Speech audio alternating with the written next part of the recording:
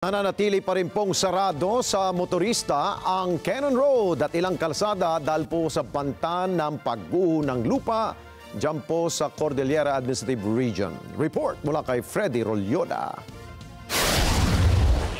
Pagamat wala na sa Philippine Area of Responsibility ang bagyong Krising, ngunit naranasan pa rin na mamamayan ang manakanakang pag-ulan sa iba't ibang lalawigan sa rehiyon ng Cordillera kung saan dahil sa habagat, maaring magdulot ito ng bantat panganib dulot ng flash flood at landslide sa mga apektadong lugar.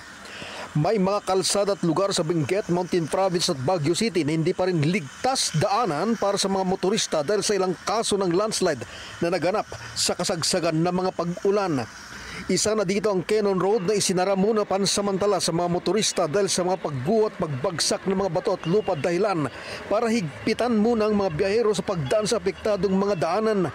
Nitong nakarang Sabado, isang bahay at kotse ang matinding napinsala matapos gumulong mula sa kabundukan ng malalaking tipak ng bato hanggang madaganan at mga sirang isang bahay, garahe at isang sakyang nakaparada lamang sa gilid ng kalsada.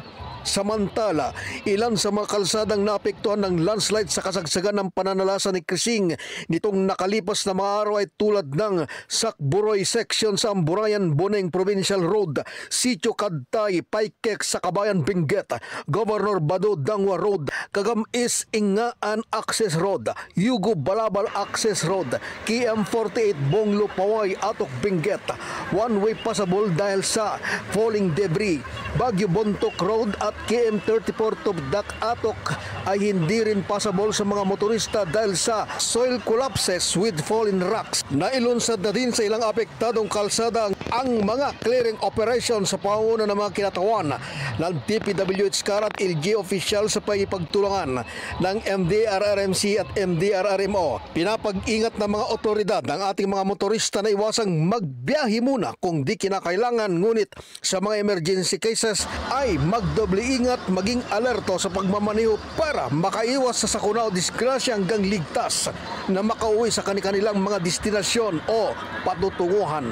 Mula sa Cordillera Region, Freddy Rolyoda para sa Mata ng Agila, matatag, matapang, matapak.